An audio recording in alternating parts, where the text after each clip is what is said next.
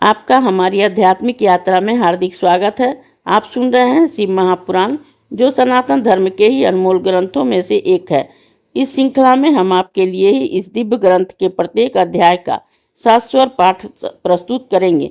आइए इस ज्ञान और धर्म की ही यात्रा को आरंभ करें।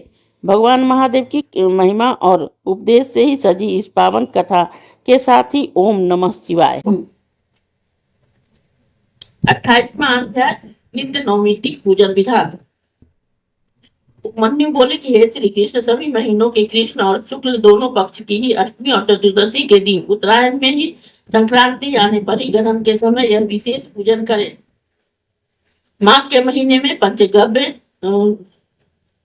को ही शोध करके ही उसके द्वारा ही शिव स्नान करावे और स्वयं उसे पीवे। उसे पीने से ब्रह्मादिक पाप भी नष्ट हो जाते हैं। पौष के महीने में जब पुण्य नक्षत्र हो तो शिव की आरती करें। माघ महीने में मघा नक्षत्र में कंबल और घृत का दान करें। फल्गुन में ही उत्तरा फल्गुनी नक्षत्र के दिन विशेष उत्सव करें। चैत्र के चित्रा नक्षत्र में शिव जी को डोला उत्सव करें।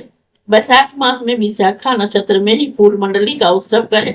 जेठ के मूल नक्षत्र में शीतल जल का ही कुंभ दान करें।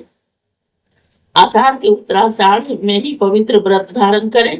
श्रावण मास के श्रावण नक्षत्र में ही प्राकृत प्रकार से सभी मंडल बनाकर ही पूजन करें।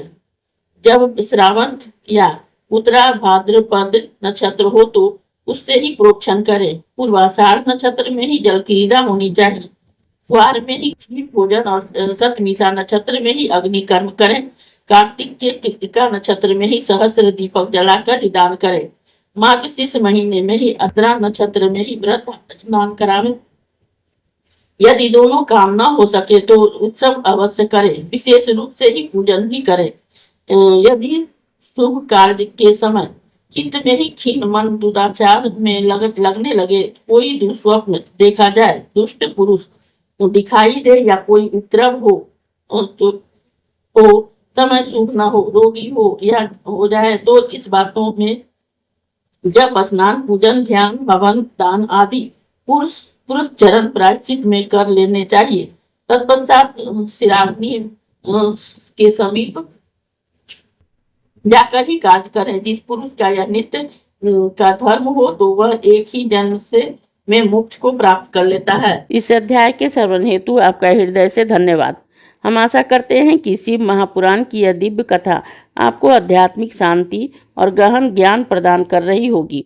कृपया अगले अध्याय के लिए हमारे साथ जुड़े रहें और अपने सुझाव एवं भावनाएं कमेंट के माध्यम से अवश्य साझा करें। धर्म, भक्ति और ज्ञान की इस पावन यात्रा में आपका साथ हमारे लिए अत्यंत मूल्यवान है। ओम नमः शिवाय। यदि यह प्रस्तुति आपको पसंद आई हो, लाइक करें, कमेंट करें, सब्सक्राइब जरूर करें, बेल आइकॉन दबाना ना भूलें ताकि अगला अध्याय आपसे छूटे नहीं। और इस पावन ज्ञान को ही शेयर करें अपने परिवार और मित्रों तक।